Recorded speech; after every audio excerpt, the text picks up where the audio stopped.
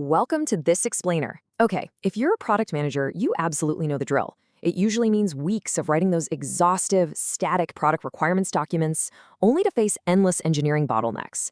It's basically dying in a sea of JIRA tickets before you ever even see a minimum viable product. Well, today, we're going to break down how you can completely ditch those static PRDs and instantly deploy live, fully functional apps. We're exploring the shift to this incredible concept called vibe coding and how understanding the AI engines beneath it can turn you from a document writer into a true full-stack orchestrator. Let's get into it. Here is our roadmap for today. We're covering 1. The era of vibe coding. 2. Inside the AI engine. 3. Controlling your AI's outputs. 4. Building with parallel agents. 5. The infinite canvas. And 6. From prompt to production. Section 1. Era of vibe coding. A new paradigm. Okay, let's dive into this massive paradigm shift.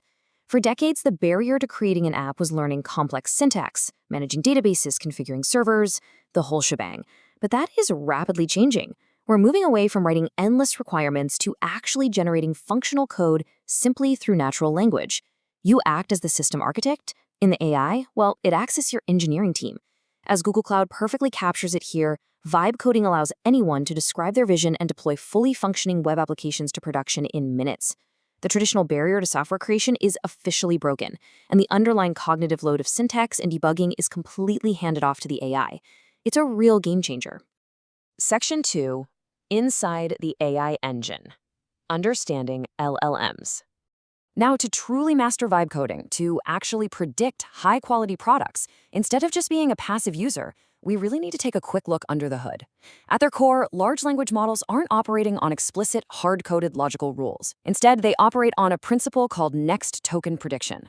Based on massive text datasets, the model uses a transformer's self-attention mechanism to read sequences of words, understand the context, and simply predict the most probable very next piece of the sequence. So it basically turns reading material into a massive statistical guessing game.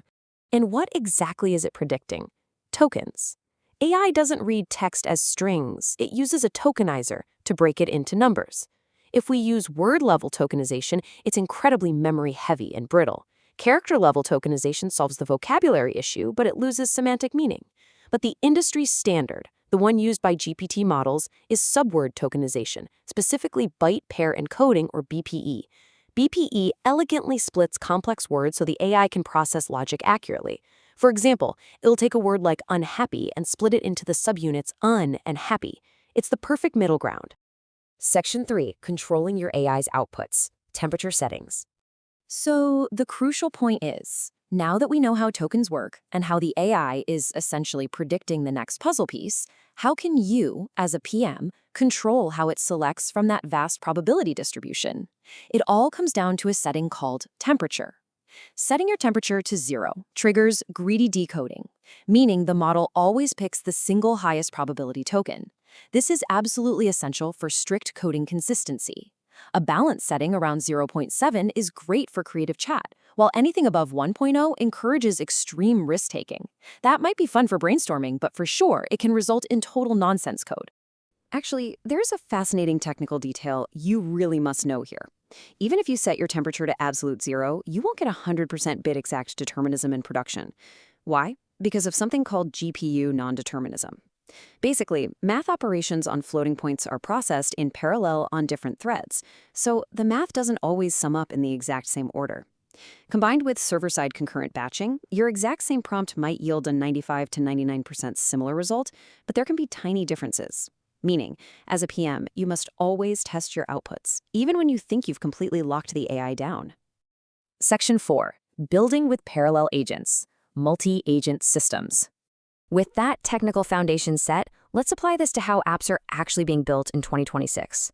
Let's look at a platform called Ajath, which is totally leading the charge in this new multi-agent paradigm. If you've tried to build an app with a standard single chat AI, you know the pain, right? You get stuck in sequential, frustrating debugging loops. The AI writes the front end, completely forgets the back end, and bottlenecks instantly. The massive breakthrough in vibe coding is parallel multi-agent orchestration.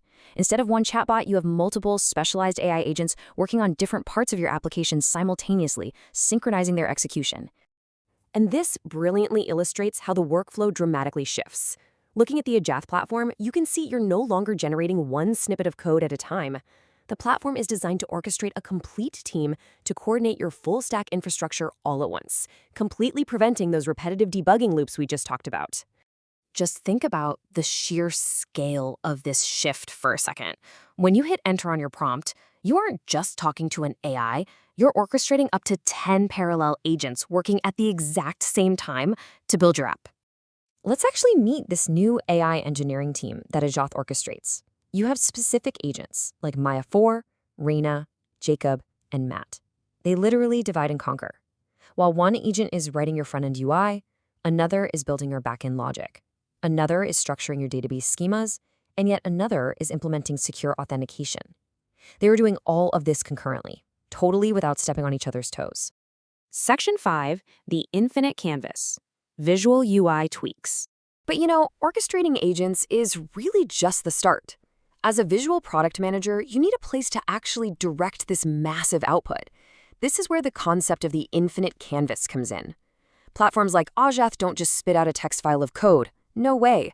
They provide a visual, infinite canvas where you can see the layout of your app. When you visually tweak a component on the canvas, like, say, moving a button or changing a layout, it instantly translates those design choices into updated code pipelines in real time. It seamlessly merges a high-fidelity design playground directly with the codebase. Section 6, from prompts to production, zero setup hosting. Finally, let's look at how all of this comes together to eliminate what used to be the most tedious part of any app development cycle, deployment infrastructure. Now, what's really interesting about this slide is how it completely democratizes software creation. With this new vibe coding workflow, you get zero setup full-stack hosting right from day one. Your databases are pre-configured. Your secure authentication is built in.